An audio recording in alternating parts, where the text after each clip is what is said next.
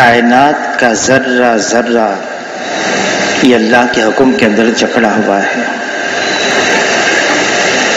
ایک پتا بھی اس دنیا میں اللہ کے حکم کے بغیر ہل نہیں سکتا ہے.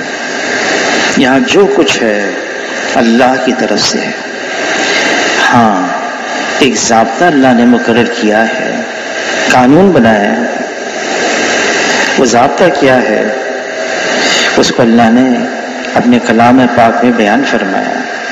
ظہر الفساد فی البر والبحر بما کسبت ایدی الناس.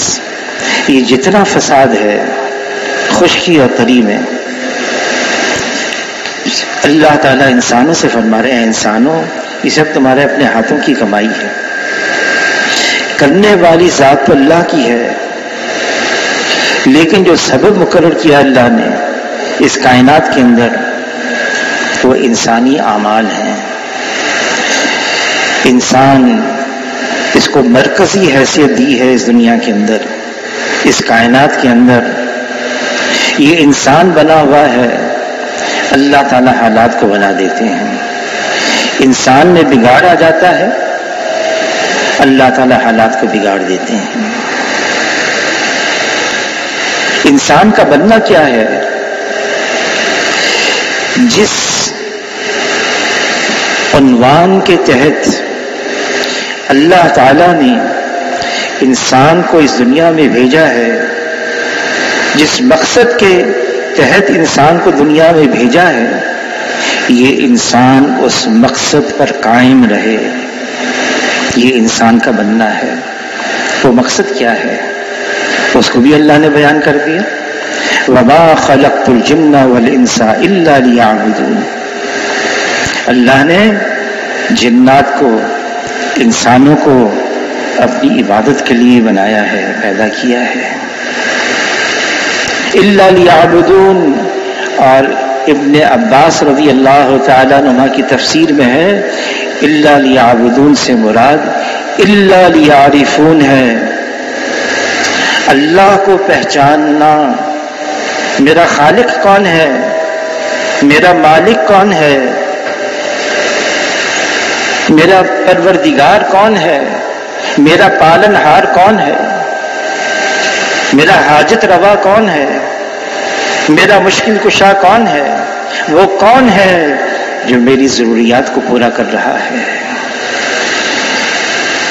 جس انسان نے اللہ کو پہچان لیا، مقصد زندگی اس کو حاصل ہو گیا، ہر قسم کی سعادت مندی اس کو مل گئی، اس کا دل منور ہو گیا، مطمئن ہو گیا، اللہ کی محبت اس کے دل میں نقش ہو گئی. اب یہ اللہ کو چھوڑ کر کہیں اور نہیں جائے گا. مال کی طرف، نقشوں کی طرف، چیزوں کی طرف، کائنات کے اندر جو چیزیں اللہ نے بنائی ہیں مخلوق، اس کی طرف نہیں.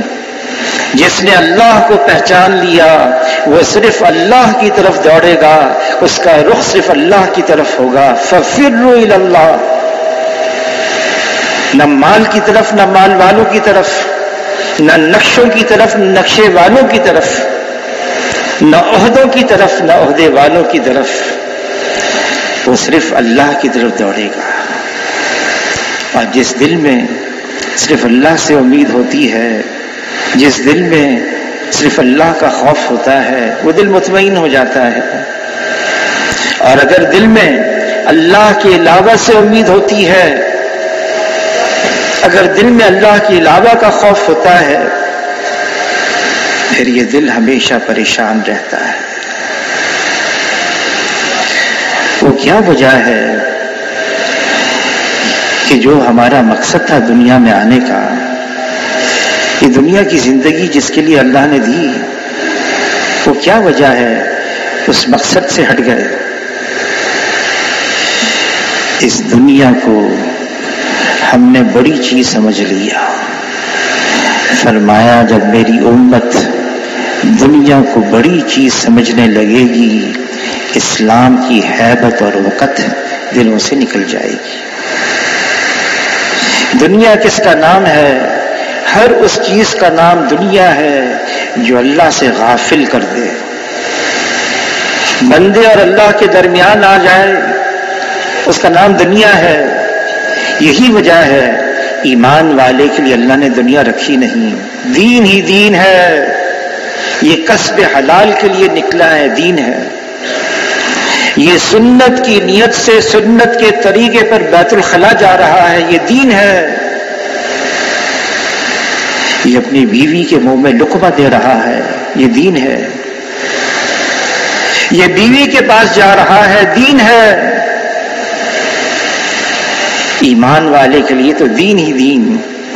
ہاں اتنی شرط ہے اللہ کے حکم کی وجہ سے ہو اور حضور صلی اللہ علیہ وسلم کے طریقے کے مطابق ہو، اتنی پابندی ہے۔ جو ایسا کرے گا دین ہی دین ہے، ورنہ کیا ہے؟ نماز بھی پڑھ رہا ہے، لوگ مجھے دیکھیں، میری واہ واہ ہو جائے، یہ دین نہیں ہے۔ ایک صاحب قصہ سنا رہے تھے، نماز پڑھ رہا تھا، کوئی بزرگ تھے تو خادم ہوتے ہیں نا، وہ خادم پیچھے بیٹھے تھے۔ ایک صاحب آئے، یہ کون ہیں؟ یہ کون سے بزرگ ہیں؟ کئی بڑے اللہ والے ہیں، ان کی نفلیں بہت لمبی لمبی ہیں، یہ رات کو تہجد پڑھتے ہیں، اور ایسی تعریفیں کرنے لگے۔ وہ بزرگ نے جلدی سے سلام پھیر کر کہا، یہ بھول کے بتانا کہ آج میرا روزہ بھی ہے۔ کیا ہے؟ یہ دین نہیں ہے، یہ دنیا ہی دنیا ہے۔ علی رضی اللہ تعالیٰ عنہ، جنگ کا میدان ہے، مقابلہ ہے دشمن سے، زیر کر دیا، چڑھ گئے اس کے اوپر، تلوار ہاتھ میں ہے، دشمن نے تھوک دیا، علی رضی اللہ تعالیٰ نے چھوڑ دیا۔ کیوں چھوڑا؟ کہ تم نے تھوک دیا؟ کہ میں نے اس لیے تھوکا مجھے تڑپا کر نہ ماریں، ایک دم میری گردن کو جدا کر دیں، اس لیے تھوکا۔ علی رضی اللہ تعالیٰ عنہ فرمانے لگے، میں تو اللہ کے لیے کر رہا تھا، تم نے تھوک دیا، غصہ آ گیا، نفس شامل ہو گیا، اب اللہ کے لیے نہیں رہا، اس لیے میں نے چھوڑ دیا۔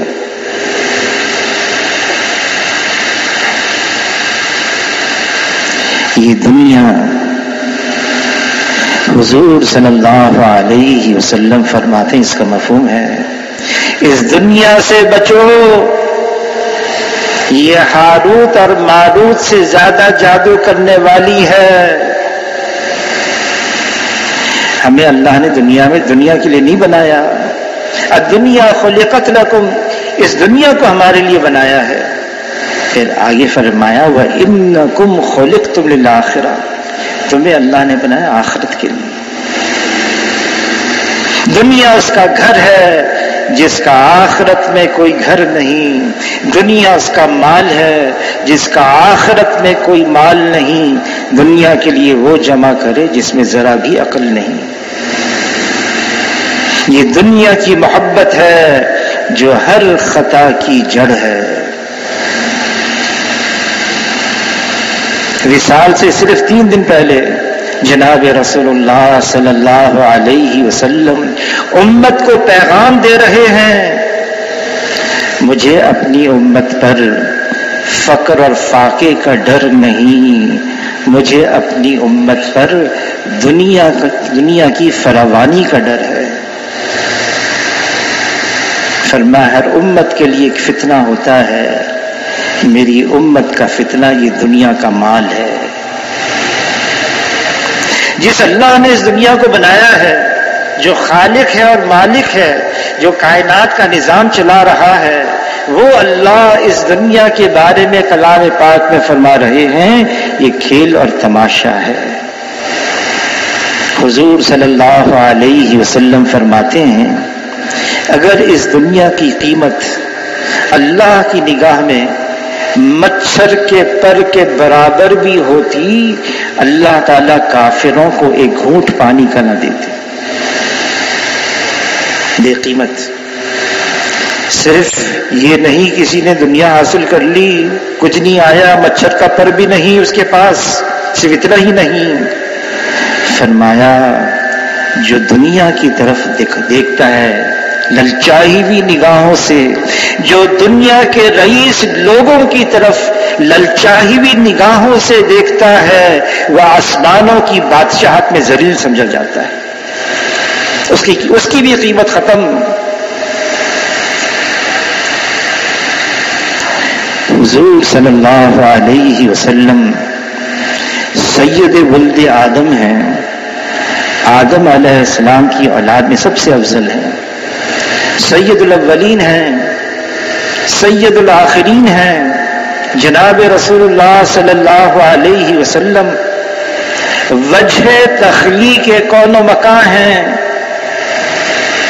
جناب رسول اللہ صلی اللہ علیہ وسلم امام الانبیاء ہیں، سارے نبیوں کو جمع کیا مسجد اقصی میں،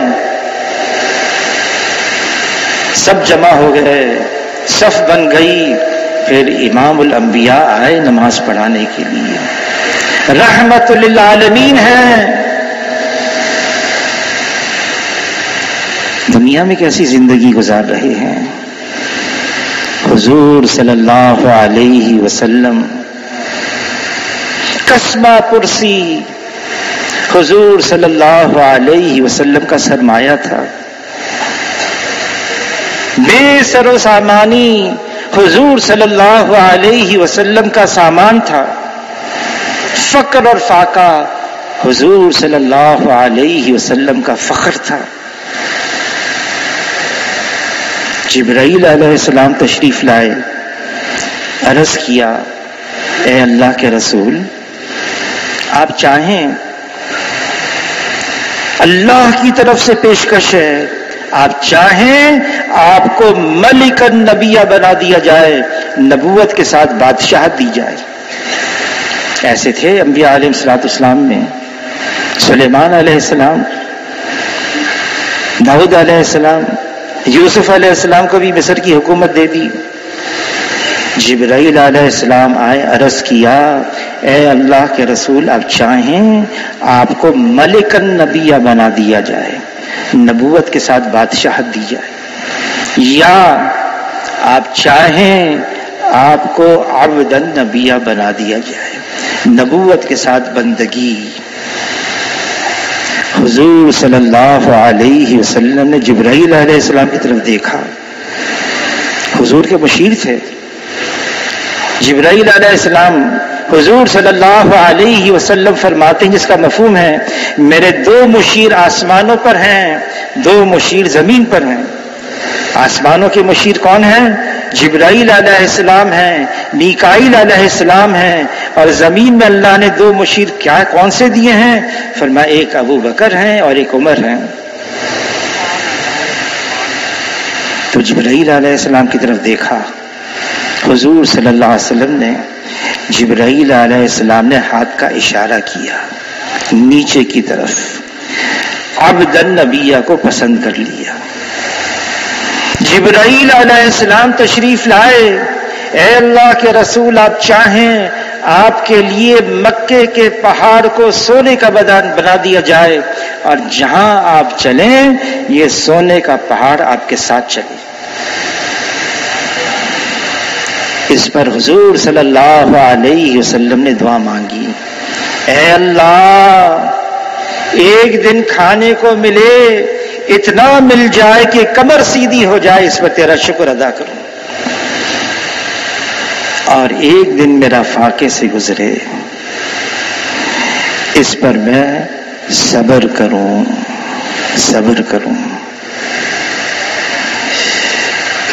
اور ساری امت کو ترغیب دی جناب رسول اللہ صلی اللہ علیہ وسلم نے، کن فی الدنیا کانک غریب عابر سبیل، دنیا میں ایسے رہو جیسے مسافر، بلکہ راہ چلتا ہوا مسافر۔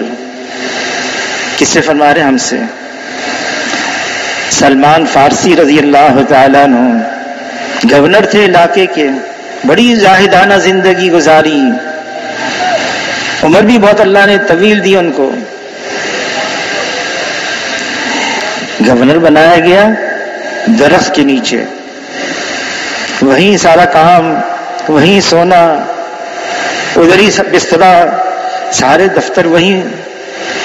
کسی نے سلمان فارسی کے لیے جھونپڑی بنا دی، کوئی جگہ تو ہو تنہائی کی رات کی. انتقال کا وقت قریب تھا. سلمان فارسی رضی اللہ تعالیٰ عنہ، لوگ جمع تھے، رو رہے تھے. لوگوں نے تسلی دی، اتنا زاہدانہ وقت گزارا آپ نے، اتنا فقیرانہ وقت گزارا، آپ کیوں رو رہے ہیں؟ تو سلمان فارسی رضی اللہ تعالیٰ نے فرمایا، مجھے حضور صلی اللہ علیہ وسلم کا جملہ یاد آ گیا. کیا جملہ؟ حضور نے فرمایا ہم سے، صحابہ سے، تم میں سے کوئی اس حال میں آ کر حشر کے میدان میں مجھ سے نہ ملے کہ دنیا میں اتنا مال چھوڑ کر آیا ہو، ایک اونٹ پر لاد دیا جائے اور اس سے زیادہ ہو. ترغیب یہ دی. حضور صلی اللہ علیہ وسلم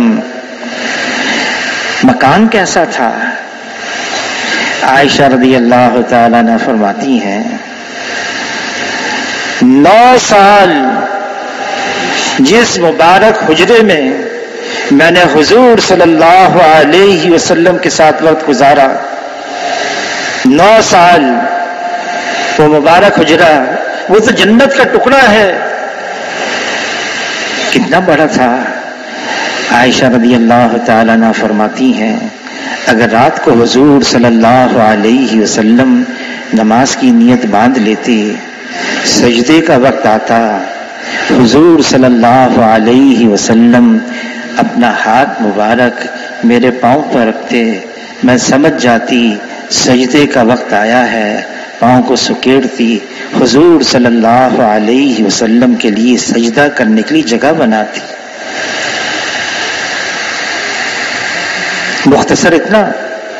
اور عائشہ رضی اللہ تعالیٰ عنہ فرماتی ہیں 9 سال، پھر فرماتی ہیں میرے والد کا دور آیا، خلیفہ بنے، 2 سال اور گزرے، اسی حجرے میں ان کی قبر بن گئی. پہلے حضور کی قبر بنی، پھر ابو بکر کی قبر بنی.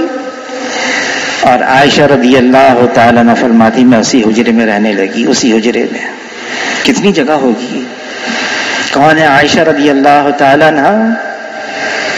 1/3 دین جس کی طرف سے ہم پر پہنچا ہے، ہم طرف پہنچا ہے. عائشہ رضی اللہ تعالیٰ عنہ حضور صلی اللہ علیہ وسلم دنیا سے پردہ فرما رہے ہیں اور عائشہ رضی اللہ تعالیٰ عنہ کی گود میں سر ہے. پھر عائشہ رضی اللہ تعالیٰ عنہ فرماتی ہیں 2 قبریں ہیں، چھوٹا سا مکان ہے، مبارک حجرہ ہے. عمر رضی اللہ تعالیٰ عنہ کا دور آیا، 10 سال اور وہ شہید ہو گئے. اسی حجرے میں ان کی قبر بنی. اور عائشہ رضی اللہ تعالیٰ عنہ فرماتی ہیں پھر میں اس حجرے سے چلی گئی، جانا نہیں چاہتی تھی. فرماتی ہیں میں اس حجرے سے چلی گئی. تو کسی نے کہا ظاہر جگہ تو بچی نہیں. کہا نہیں، اس وجہ سے نہیں. پہلے شوہر کی قبر بنی، پھر والد کی قبر بنی، جب نامحرم کی قبر بن گئی حیا کی وجہ سے میں چلی گئی. اور عائشہ رضی اللہ تعالیٰ فرماتی میں آتی تھی، ان مبارک قبور کی زیارت کے لیے میں آتی تھی، لیکن اپنے اوپر ایسی چادر لپیٹ کر آتی تھی کوئی نہیں سمجھ سکتا تھا یہ عائشہ جا رہی ہے. اچھا حضور کا کھانا کیا تھا؟ عائشہ رضی اللہ تعالیٰ عنہ فرماتی ہیں ہم ایک چاند دیکھتے، پھر ایک چاند دیکھتے، پھر ایک چاند دیکھتے، 2 مہینے لگاتار گھر کے اندر کھانا پکانے کے لیے آگ جلانے کی نوبت نہیں آتی تھی. کیوں؟ کھانے کے لیے پکانے کے لیے کچھ ہوتا نہیں تھا. پھر کیسے گزر اوقات تھے؟ عائشہ رضی اللہ تعالیٰ عنہا فرماتی اسودان، کھجور اور پانی. ہم کس کی بات کر رہے ہیں؟ جناب رسول اللہ صلی اللہ علیہ وسلم کی بات کر رہے ہیں. امام غزالی رحمت اللہ علیہ بہت دنوں کے بعد گھر آئے. بیوی نے کہا کیوں آئے ہو؟ گھر میں تو فاقہ ہے. یہ سننا تھا. امام غزالی رحمت اللہ علیہ کودنے لگے. کیا ہوا؟ کہ مجھے اتنی خوشی ہو رہی ہے، میرے گھر وہ آ گیا جو حضور صلی اللہ علیہ وسلم کے گھر رہا کرتا تھا. حضور صلی اللہ علیہ وسلم نے اس طرح سے زندگی گزاری ہے. امت کو ترغیب بھی دی ہے، خبر دی، بلکہ خبردار کیا. دیکھو ایک وقت میری امت پر آنے والا ہے. کیسا وقت؟ جیسے بھوکے کھانے پر ٹوٹ پڑتے ہیں. دسترخوان بچ جائے، بھوکے ہوں، ان کو اشارہ کریں، فوراً ٹوٹ پڑتے ہیں کھانے پر. فرمایا ایک وقت آنے والا ہے میری امت پر جیسے بھوکے کھانے پہ ٹوٹ پڑتے ہیں، غیر میری امت پہ ٹوٹ پڑیں گے.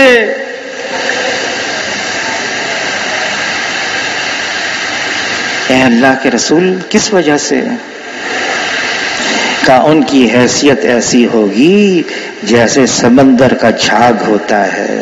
موج آتی ہے، جھاگ سمندر کا ادھر لے جاتی ہے، دوسری موج آتی ہے وہ جھاگ کو ادھر لے جاتی ہے. اے اللہ کے رسول، کس وجہ سے؟ تعداد تھوڑی رہ جائے گی. فرمایا نہیں، ان کی تعداد ہوگی بہت زیادہ. اس وقت دنیا کے اندر ہر 5واں شخص وہ ہے جو یوں کہتا ہے میں مسلمان ہوں، میں حضور کا امتی ہوں. اس وقت دنیا کے اندر ہر 5واں شخص. فرمایا تعداد ہوگی بہت زیادہ، لیکن ان کے اندر وہن کی بیماری پیدا ہو جائے گی. عرض کیا وہن کی کیا بیماری ہے؟ فرمایا حب الدنیا و کراہیت الموت. دنیا کی محبت اور موت سے کراہیت. جب یہ مرض امت کے اندر عام ہو جائے گا پھر امت غیروں کا مقابلہ کر نہیں سکتی. اس دنیا کو ہم نے سب کچھ سمجھ لیا، چھوڑ کے جانا ہے. دنیا کی کوئی چیز ساتھ نہیں جائے گی. سکندر اعظم دنیا کا فاتح، آخری وقت ہے، کفنانے لگے، کہنے لگا ہاتھ کفن سے باہر کر دینا. کیوں؟ دیکھ رہے دنیا والے، دنیا کا فاتح دنیا سے جا رہا ہے، خالی ہاتھ جا رہا ہے. دنیا کی کوئی چیز ساتھ نہیں جائے گی، سب یہیں رہ جائے گی. وہ تو کفناتے اس لیے ہیں تعظیماً، یہ انسان ہے، اس کا سطر، اس کا بدن چھپا رہے، ڈھکا رہے. وہ کفن اس لیے لے جاتے ہیں، ورنہ قبر میں پتہ نہیں اس کا بھی کیا حال بنتا ہے.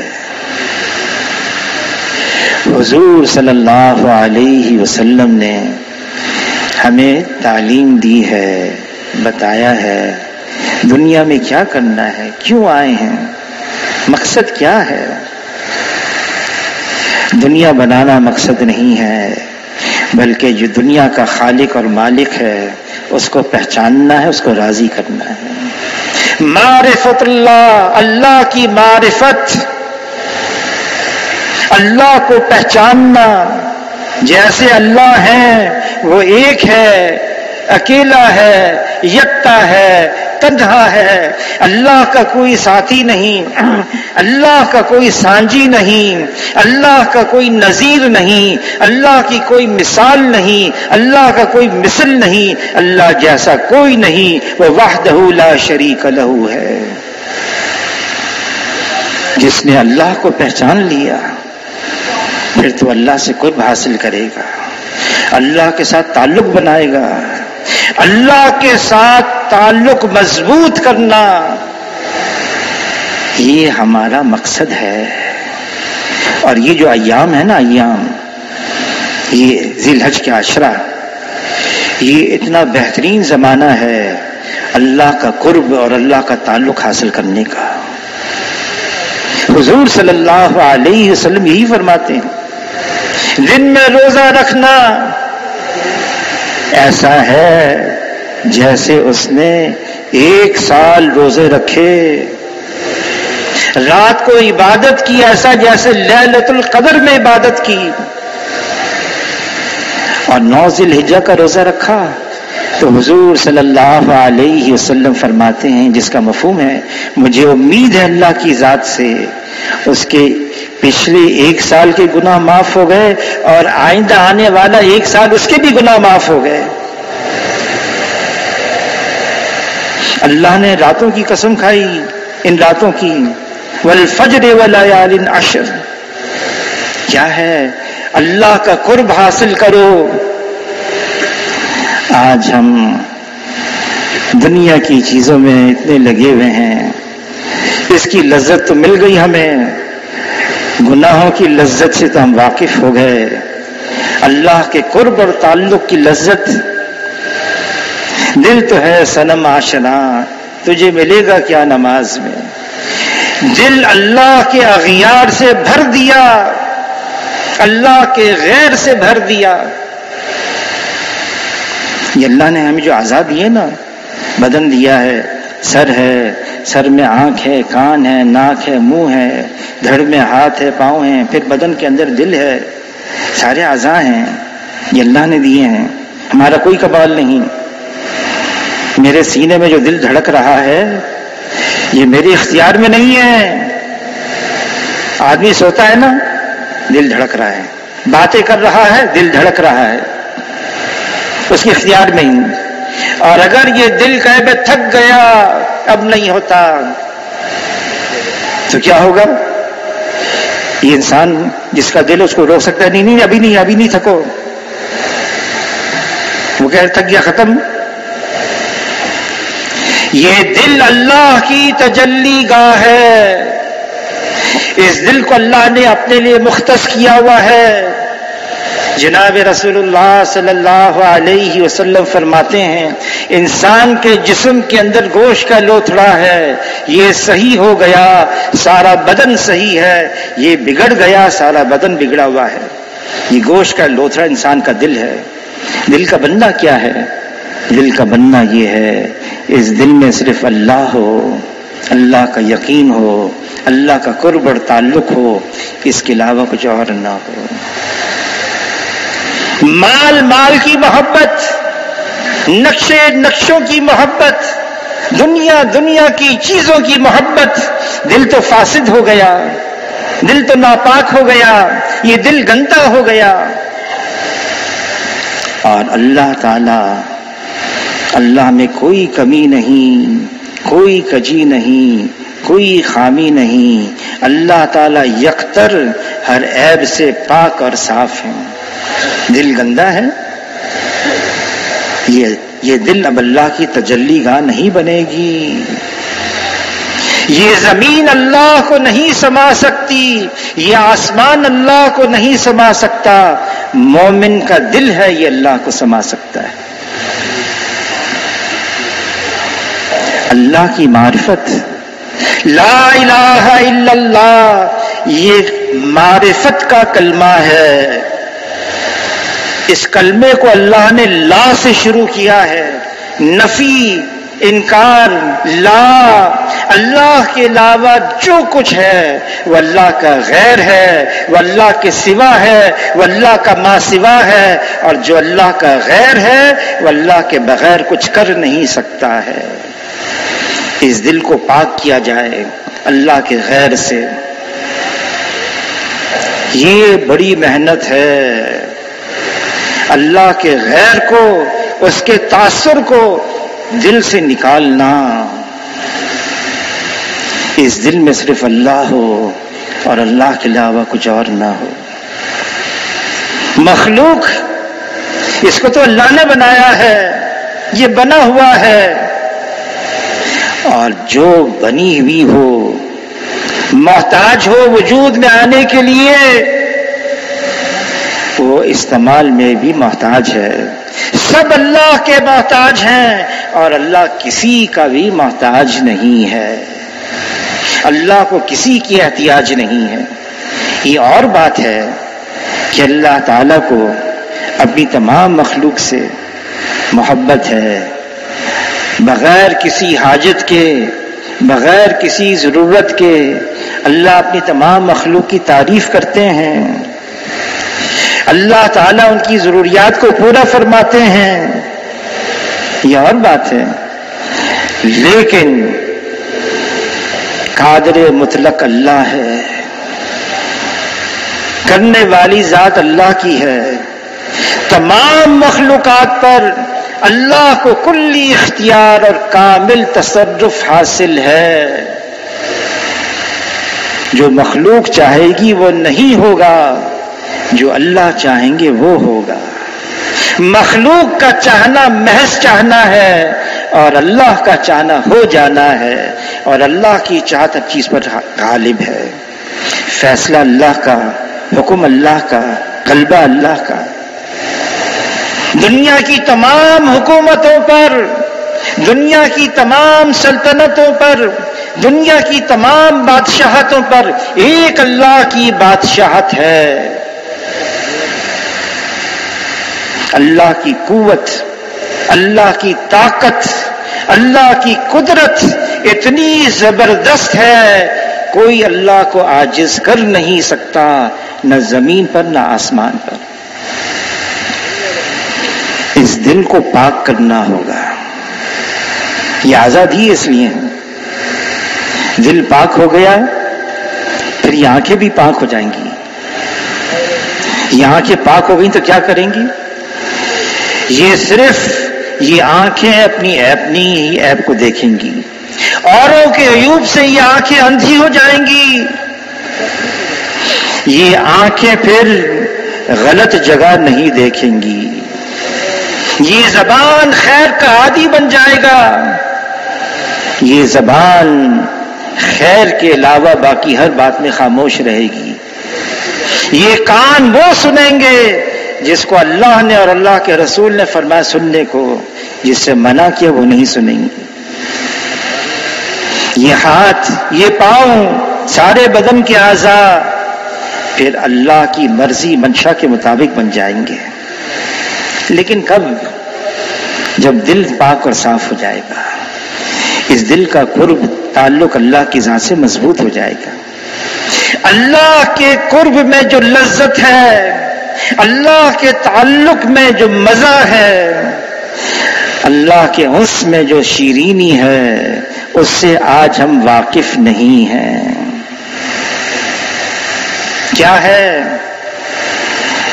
گناہوں کے اندر، دنیا کے اندر کسی نے پوچھا کہ جو گناہوں میں لذت اٹھائے کیا وہ اللہ کا عارف بن سکتا ہے؟ وہ اللہ کو پہچان سکتا ہے؟ جواب ملا جو دنیا کو آخرت پہ ترجیح دے وہ اللہ کا عارف نہیں بن سکتا، تو جو گناہوں میں مزے اٹھائے وہ کیسے اللہ کا عارف بن سکتا ہے؟ لیکن اللہ تعالیٰ بڑے قدردان ہیں. کوئی صرف اتنا ہی چاہے کیا، صرف اللہ کا نام لے لے، صرف نام لے لے اللہ کا اپنی زبان سے، وہ کبھی محروم نہیں رہتا. جو صرف اللہ کا نام لیتا ہے، جو مجمع میں اللہ کا نام لیتا ہے، اللہ فرشتوں کے مجمع میں اس کا نام لیتے ہیں. کوئی چپ کے دل میں اللہ کو یاد کرتا ہے پھر اللہ بھی چپکے چپکے اس کو یاد کرتے ہیں. جو اللہ کا ہے پھر اللہ اس کے ہیں. اللہ بڑے قدردان ہیں. جو ایک بالشت اللہ کی طرف بڑھتا ہے اللہ ایک ہاتھ اس کی طرف بڑھتے ہیں. کوئی ایک ہاتھ اللہ کی طرف بڑھتا ہے اللہ 2 ہاتھ اس کی طرف بڑھتے ہیں. کوئی چل کر آتا ہے اللہ کی رحمت دوڑ کر اس کو تھام لیتی ہے. چلنا پہلے ہماری طرف سے ہو. ہم اللہ کو اپنی طلب تو دکھائیں. ہم واقعی ہم اللہ کے ساتھ اپنا قرب تعلق مضبوط کرنا چاہتے ہیں.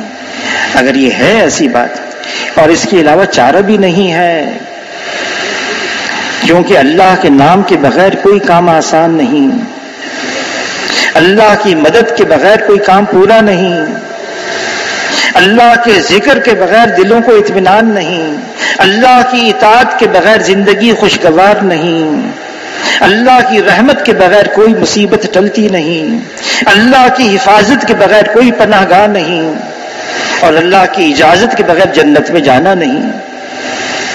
ہم اللہ کے بغیر کچھ کر نہیں سکتے. یہ اللہ کا اعلان ہے. وَمَنْ أَعْرَضَ عَنْ ذِكْرِي فَإِنَّ لَهُ مَعِيشَةً ضَنْكًا. اگر اللہ کو چھوڑ کر زندگی گزارو گے، منمانی والی زندگی، خواہشات والی زندگی، جی چاہی والی زندگی، اللہ کو چھوڑ کر زندگی گزارو گے، یہ اللہ کا اعلان ہے، پھر وہ زندگی پریشانی والی ہوگی، وہ زندگی مصیبت والی ہوگی، وہ زندگی ناکامی والی ہوگی، پھر وہ زندگی تنگ ہو جائے گی. اللہ کو چھوڑ کر کائنات تو اللہ کی ہے، نظام تو اللہ چلا رہے ہیں، اور اللہ کے پاس جانا ہے، لوٹنا ہے اللہ کی طرف. اس لیے ہم اللہ کے بغیر کچھ کر نہیں سکتے. یہ دنیا کا وجود ہی اللہ کے نام کی وجہ سے ہے. اگر ایک بھی ہے اس زمین کے اوپر، ایک رہ گیا بس، جو اپنی زبان سے اللہ اللہ اللہ کہہ رہا، ایک رہ گیا بس اس زمین پر. اس ایک کی وجہ سے اللہ تعالیٰ زمین اور آسمان کو باقی رکھیں گے، اور ایک بھی اللہ کا نام لینے والا زمین پر باقی نہ رہا، اللہ تعالیٰ زمین اور آسمان کو ختم فرما دیں گے. پھر قیامت آ جائے گی، پھر دنیا کی ضرورت باقی نہیں رہے گی.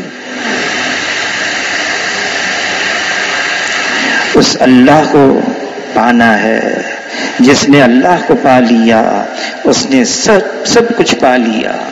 جس نے اللہ کو گنوا دیا، کھو دیا، اس نے سب کچھ کھو دیا. اللہ کو پانا ہے، اس کا بھی اللہ نے ضابطہ مقرر کیا ہے. وہ ضابطہ کیا ہے؟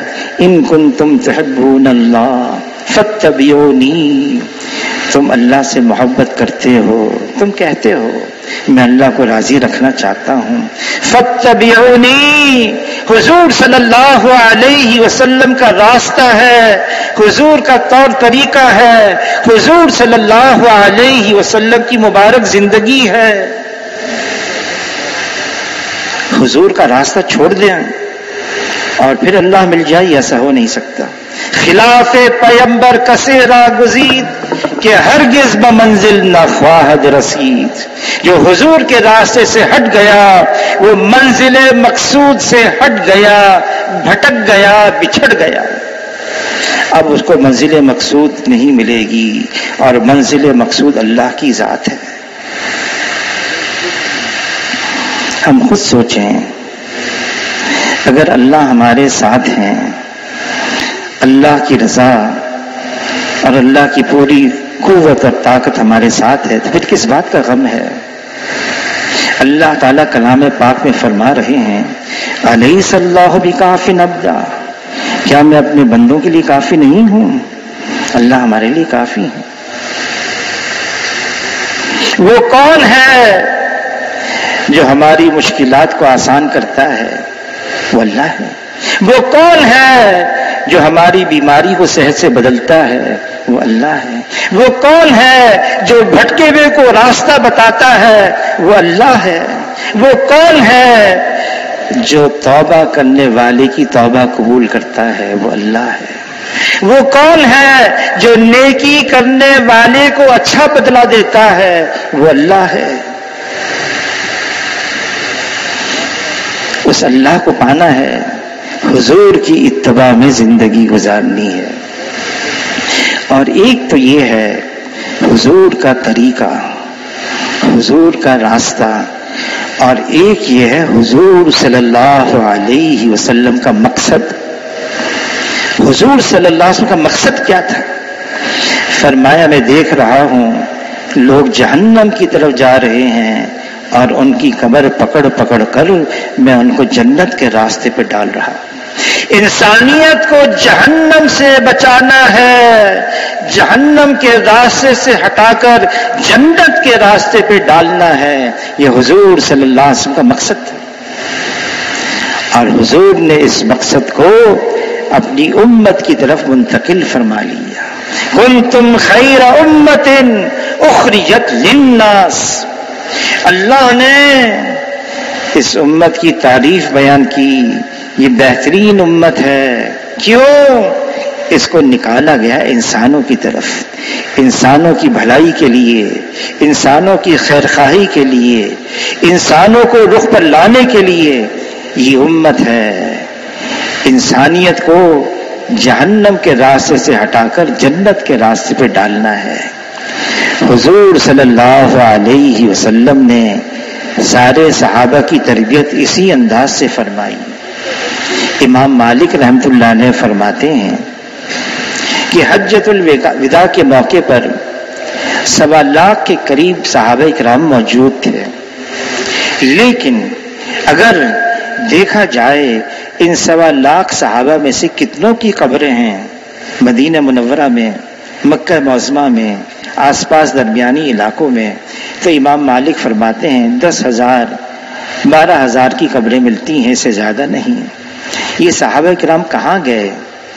یہ نکل گئے مدینہ منورہ سے، مکہ معظمہ سے، حجاز مقدس سے، ساری دنیا میں پھیلے۔ دنیا کمانے کے لیے نہیں، کوئی راحت و آرام کی زندگی گزارنے کے لیے نہیں۔ اس زمانے میں تو راستوں کا بھی پتہ نہیں تھا، سواریاں بھی زیادہ نہیں تھیں، لیکن نکل گئے ایک ہی غرض، انسانیت کو پہچان کروانی ہے میرا خالق اور مالک کون ہے، تاکہ اس کی تابعداری میں زندگی گزاری جائے۔ یہی غرض بس۔ جو پہنچ سکے پہنچ گئے، نہیں پہنچے نیت کر کے چلے گئے۔ عقبہ بن نافع رضی اللہ تعالیٰ عنہ بحر اوقیانوس میں، الجزائر، مشرق مغرب، وہاں بالکل اس کنارے بحر اوقیانوس، اور پھر اپنے گھوڑے کو سمندر کے اندر ڈال دیا، سمندر کا پانی گھوڑے کے سینے تک آ گیا، اور عقبہ بن نافع رضی اللہ تعالیٰ فرمانے لگے، اے اللہ، اگر میرے علم میں یہ بات ہوتی اس سمندر کے اس پار بھی لوگ آباد ہیں، بستے ہیں، میں وہاں بھی جاتا، تیرے نام کو اونچا کرتا، تیری تابعداری کو عام کرتا۔ اس زمین پر اللہ کی فرما برداری عام ہوتی چلی جائے، اس زمین سے اللہ کی نافرمانی مٹتی چلی جائے، تاکہ یہ دنیا جنت کا نمونہ بن جائے۔ یہ غرض، یہ ان کا مقصد نکل گئے۔ مولانا احسان صاحب 84 میں ان کی جماعت گئی چین، ہانگ کانگ کے راستے سے داخل ہوئے چین میں، کینٹون گانجو جگہ کا نام۔ تو وہاں ان کو پتا چلا یہاں ایک صحابی کی قبر ہے، تلاش میں نکلے۔ اب ظاہر ہے ان کو تو اس زمانے میں 84 میں تو صرف وہاں چینی بولی جاتی تھی، انگریزی بھی نہیں عام تھی وہاں، تو وہاں پر معلوم کرتے رہے، ایک باغیچہ تھا اس میں پہنچ گئے، معلوم کرتے کرتے، اور پھر پوچھتے پاچھتے ایک حصہ قبرستان کا تھا، وہاں گئے تو وہاں ایک تختی لگی ہوئی تھی، اور تختی پر لکھا ہوا تھا، اصحابی فی رسول اللہ صلی اللہ علیہ وسلم ابی وقاص رضی اللہ تعالی عنہ۔ اور اس کے اندر گئے اور وہاں ان کی قبر تھی۔ مولانا احسان صاحب فرمانے لگے واپسی پر میں نے تحقیق کی یہ کون سے صحابی اس زمانے میں اتنے ہزاروں میل پہ دور کیسے پہنچے؟ کہ میں نے تحقیق کی، پتہ چلا یہ وہ صحابی جو حضور کی زندگی میں ہی سمندر کے راستے سے نکل گئے، اللہ کے دین کو عام کرنے کے لیے یہ دنیا کے رہنے والے انسان یہ اللہ کو پہچانیں، اللہ کو پہچان کر اللہ کو راضی کریں، ان کی دنیا بھی بن جائے، ان کی آخرت بھی بن جائے۔ اس غرض سے نکلے سمندر کے راستے سے، اور سمندر کے راستے سے ہندوستان کی بندرگاہوں سے گزرتے ہوئے چین پہنچ گئے۔ وہاں محنت کی، محنت کرنے کے بعد لوگ مسلمان بھی ہوئے۔ پھر خیال آیا واپس مدینہ لوٹیں، صحابی واپس مدینہ جائیں، حضور کی زیارت کر لیں۔ حضور صلی اللہ علیہ وسلم سے جو صحابہ کی محبت تھی ہم اندازہ نہیں لگا سکتے۔ ایک تو ہم ہیں جو ہم دعویٰ کرتے ہیں کہ ہمیں بڑی محبت ہے محبت، لیکن جو صحابہ کو محبت تھی، ایک صحابی نے عرض کیا اللہ کے رسول قیامت کب آئے گی؟ تو حضور صلی اللہ علیہ وسلم نے پوچھا قیامت کے لیے کیا تیاری کر رکھی ہے جو پوچھ رہے ہو کب آئے گی؟ تو عرض کیا اللہ کے رسول بہت سارے اعمال نہیں ہیں، بس ایک چیز ہے، اللہ کی اور اللہ کے رسول کی محبت ہے۔ اس پر فرمایا جس کے ساتھ تم محبت کرتے ہو حشر میں انہی کے ساتھ ہوگے۔ تو واپس لوٹے سمندر کے راستے سے، اور یہ اسے ہندوستان کی بندرگاہ پھر لنگر انداز ہوئے۔ وہاں خبر ملی، وہاں اطلاع ملی کہ حضور صلی اللہ علیہ وسلم دنیا سے پردہ فرما گئے۔ رنج سے برا حال ہو گیا، صدمہ۔ پھر کہنے لگے اب تو حضور کا جو پیغام تھا وہ واپس جا کے جدھر سے آیا وہیں لے کے جاؤں گا میں۔ واپس ہو گئے اور وہیں ان کی قبر بنی۔ مولانا احسان صاحب فرمانے لگے 84 میں ہم گئے تھے گھانجو کینٹون، اور وہاں ایک مسجد تھی جو نئے سرے سے ترکوں نے بنائی تھی، جو ابھی وقاص نے بنائی تھی۔ فرمایا اس وقت بھی اس مسجد کے اطراف میں 5000 مسلمان گھرانے آباد تھے۔ انہوں نے اپنی زندگی کا عنوان یہ بنایا تھا، مقصد یہ دین ساری دنیا کے اندر عام ہو جائے، اللہ کا لایا ہوا دین، حضور صلی اللہ علیہ وسلم جو کچھ لے کر آئے وہ سارا کا سارا حضور کے زمانے میں جس سطح پر تھا اسی سطح پر عام ہو جائے۔ اس غرض کے لیے نکل گئے۔ پھر جہاں گئے وہاں ان کی قبریں بن گئیں۔ واپس لوٹ کے ارادے سے نہیں نکلے تھے وہ، ہم چلو واپس 4 مہینے کے لیے جائیں گے، سال کے لیے جائیں گے، پھر واپس اپنے اپنے ملک میں آ جائیں گے، اپنے علاقے میں، ایسا نہیں۔ نکل گئے جہاں گئے قبریں بنی۔ آج ان کی قبریں گواہی دے رہی ہیں۔ ترکمانستان ریگستانی علاقہ، جماعت گئی تو جماعت نے پھر وہاں پر خچر کا راستہ تھا، سواریاں تو جاتی نہیں تھیں، اور گئے وہاں پر اور دیکھا کہ وہاں ایک صحابی کی قبر ہے ریگستانی علاقے میں۔ کہا ہم نے سارا سفر اس لیے کیا، سنا تھا کہ یہاں ایک صحابی کی قبر ہے۔ ہمارے لیے کتنی آسانی ہے۔ شیخ الحدیث مولانا زکریا صاحب رحمۃ اللہ نے لکھا ہے اگر اس وقت کے مسلمان 10واں حصہ کر لیں جو صحابہ نے کیا، 10واں حصہ، اس وقت کے مسلمان، اللہ تعالیٰ ان کے ساتھ وہ معاملہ کریں گے جو اللہ نے صحابہ کرام کے ساتھ کیا۔ کتنا آسان ہے۔ وہ نکل گئے جان دینے کے لیے، جہاں گئے وہاں قبریں بن گئیں۔ ہمارے لیے آسانی ہے، ہم سال کے لیے، ہم 4 مہینے کے لیے، ہم 40 دن کے لیے، ہم 7 مہینے کے لیے اللہ کے راستے میں نکلیں، واپس لوٹ کر آ جائیں اور اپنے اپنے ملک کے اندر، اپنے اپنے شہر میں، اپنے اپنے محلوں میں آ کے محنت شروع کر دیں۔ کتنا آسان ہو گیا۔ بس اتنی شرط ہے، یہ راستہ قابلیت کا نہیں قبولیت کا ہے۔ اپنے آپ کو اللہ کے یہاں قبول کروانا ہوتا ہے۔ جب اللہ کی طرف سے قبولیت آتی ہے پھر اللہ تعالیٰ اسباب بھی پیدا فرما دیتے ہیں۔ اب اس کے لیے فرمائیں کہ سال کے لیے 7 ماہ کے لیے 4 مہینے کے لیے کون کون ساتھی تیار